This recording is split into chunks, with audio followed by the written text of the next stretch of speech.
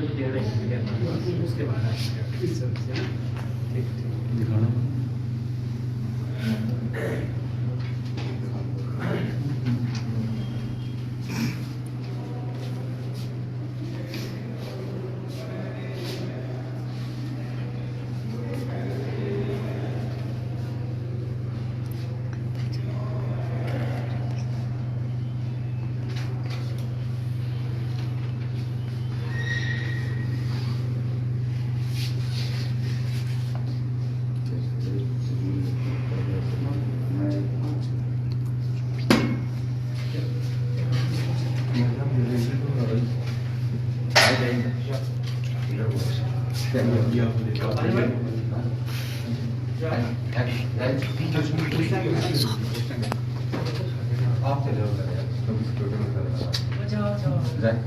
चलो अंदर पहले तो आप चलो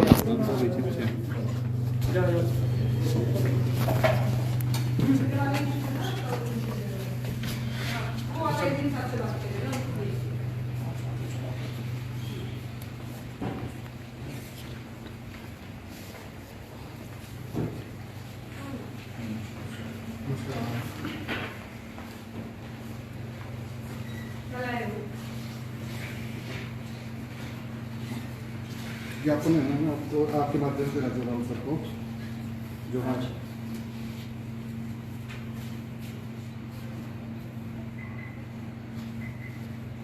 ठीक है भिजवा देंगे हम।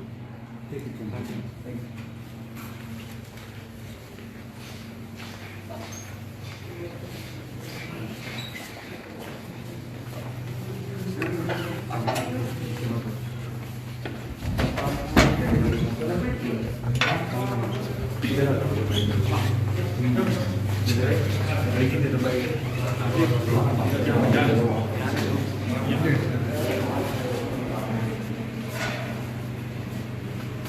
आप बोलेंगे एक सेकंड आगे आ जाते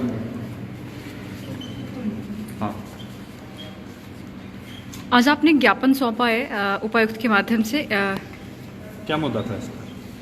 मुद्दा जो हमारे पदाधिकारी ना क्षत्रिय संगठन और स्वर्ण संगठन के जितने भी पदाधिकारी जिनको अरेस्ट किया गया है उनको रिहा करने के लिए हमने डीसी मैम के थ्रू राज्यपाल को ज्ञापन सौंपा। क्या मांग की आपने मांग पत्र में? मांग हमारी ये थी कि इसमें जितने भी हमारे पदाधिकारी देवभूमि क्षत्रिय संगठन एवं देवभूमि स्वर्ण संगठन के इन्होंने हिरासत में लिया एक षड्यंत्र के तहत उनको रिहा किया है जल्द से जल्द। आपने जो ज्ञापन दिया इसमें सिर्फ पदाधिकारियों के लिए ही आपने रिहाई की मांग की है, क्योंकि जो खबर मिली है जो हम जानकारी जुटा पा रहे हैं उसके अनुसार और जो कार्यकर्ता थे उनको भी हिरासत में लिया गया। क्या सबके लिए है जो भी इन्होंने लिए हैं पदाधिकारी ही अभी जो हमारे कार्यकर्ता है वो पदाधिकारी है किसी न किसी पद पे हैं उन्हीं लोगों को इन्होंने पहले टारगेट किया है तो उनको सबके लिए हमने टोटल कितने लोग जो भी पुलिस हिरासत? टोटल अभी 8 से 10 लोग के करीब हमारे पुलिस हिरासत। हाल ही में सूत्रों से ये भी जानकारी मिली थी कि बालूगंज थाना में खुद जो स्वर्ण संगठन और देवभूमि क्षत्रिय संगठन के जो पदाधिकारी और जो मेंबर्स हैं वो अब गिरफ्तारी स्वयं भी दर्ज करेंगे। आखिर क्यों अब अपने कदमों से वापस लौट रहे हैं और आखिर क्यों आज गिरफ्तारियों से खारिज कर रहे हैं? नहीं देखो ऐसा तो कुछ नहीं हुआ है कि लोग जो जिन के वारंट कट रहे हैं जिन को लोग टारगेट कर रहे हैं जिन लोगों को वो लोग खुद वहाँ जाके अपनी गिरफ्तारियाँ दे रहे हैं अब तक तो। आपने कहा कि षड्यंत्र के तहत जो है गिरफ्तारी की गई है, तो किस तरह का षड्यंत्र यहाँ पर आपको देखने को मिला है? षड्यंत्र ऐसा है ना जी जो वहाँ पर पत्थर बरसाए या जो कुछ हुआ हमारे संगठन में ऐसा कुछ भी नहीं था, कोई भी लोग ऐसे नहीं थे जिन्होंने वहाँ पे ऐसे पत्थर बरसाव किया है। जो भी इसमें कुछ हुआ है उसमें हम लोग खुद उस वीडियो फुटेज को खंगाल रहे हैं कि ऐसे कौन लोग थे जिन्होंने ये काम किया है, वहाँ पे इस संगठन को तोड़ने की कोशिश की है। हो सकता है ये सब कुछ हमारे को लगता है कि ये सब कुछ प्लांटेड था वहाँ पे। कहीं ऐसा तो नहीं कि जब गिरफ्तारियों का दौर शुरू हुआ अब इस चीज़ को प्लांटेड कहा जा रहा है? क्योंकि जब 16 मार्च से पहले आह्वान किया गया था तो साफ तौर पर कहा गया था कि आर पार की लड़ाई है। नहीं तो उससे पहले आर पार की लड़ाई का मतलब हमारा ये नहीं था कि हम वहाँ पे कोई दंगा भड़काएंगे या हम कुछ वहाँ पे पथराव करेंगे। हमने जहाँ की हमने परमिशन ली थी वहाँ तक हम गए थे और हमने शांतिपूर्ण तरीके से ही वहाँ पे किया। हमारा मुख्य था कि मुख्यमंत्री हमारे वहाँ पे आके इस बात का स्पष्टीकरण दे कि आज तक इस आंदोलन को या इस आयोग को क्यों नहीं बना सके। बाकी हमारा ऐसा कुछ वहाँ नहीं था कि हम वहाँ पे तोड़ फोड़ करेंगे पथराव करेंगे। ये षड्यंत्र के पीछे किसका हाथ आपको लगा? प्रदेश सरकार। अभी वहाँ पर जो आपने देखा कई पुलिसकर्मी वहाँ पे घायल हुए हैं, तो इस पूरे जो मामला जो वहाँ पर हुआ तो उस दौरान जो है जैसे घायल तो हुए ही काफ़ी सारे लोग, तो उसकी जिम्मेदारी कौन लेगा? क्योंकि आंदोलन जो है चलाया भी देवभूमि क्षत्रिय संगठन ने ही चलाया है, तो इसकी जिम्मेदारी क्यों नहीं ली जा रही है? जिम्मेवारी ऐसा है ना, जिस टाइम वो वहाँ पे पथराव हुआ उस टाइम तक हमारे संगठन के जो भी पदाधिकारी मेन है, मुख्य चेहरे हैं, वहाँ नहीं पहुंचे हुए थे। ये सब कुछ उनसे पहले ही हो चुका था।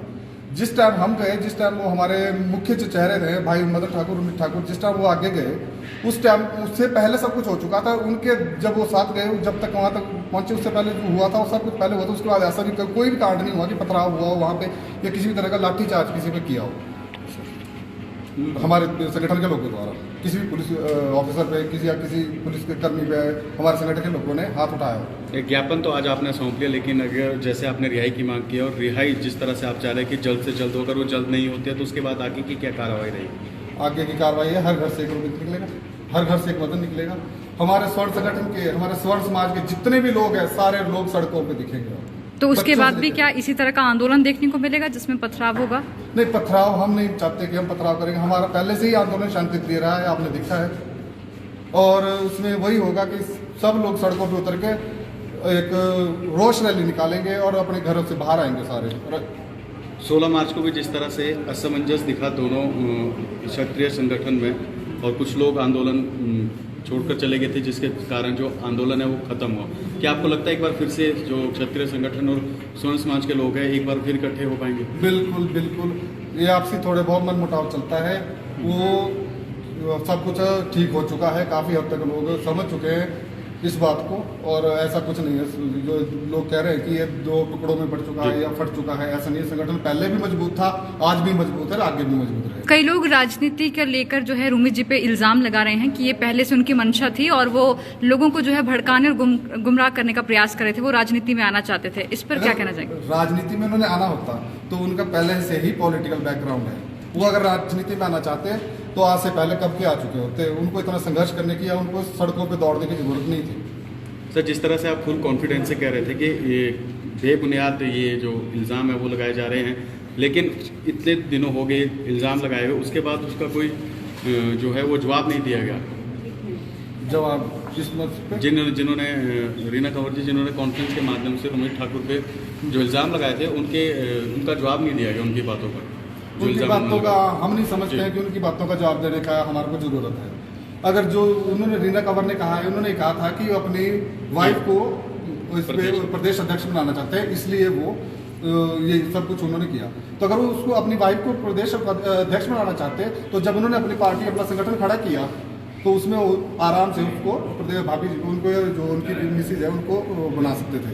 अभी पार्टी का ऐलान और जो इलेक्शन लड़ने की बात कही गई थी, उसके बाद जो है बहुत सारे क्षत्रिय लोग जो हैं उनसे नाराज भी चल रहे हैं। तो इस मनमुटाव को कैसे कवर करेंगे? क्योंकि लोगों का कहना है कि हम अपने मांग के लिए, हक के लिए, राजनीति करने के लिए आगे नहीं आए हैं।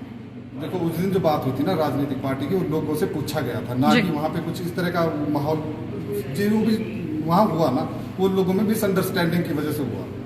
क्राउड इतना ज़्यादा था कि लोगों के समझ में नहीं आया कि बोल क्या रहे हैं। वहाँ यही बात बोली गई थी कि अगर आंदोलन यहाँ ये आयोग नहीं बनता है और ये आंदोलन यही खत्म करना पड़ता है तो उसके बाद अगला विकल्प क्या है, क्या राजनीति में आना, यही लोगों से पूछा गया था। उसी में ही लोगों में थोड़े से भ्रमित हुए हैं और कोई बड़ी बात नहीं है, सब वापस आ रहे हैं, सब समझ रहे हैं इस बात को कि नहीं ऐसा कुछ नहीं था।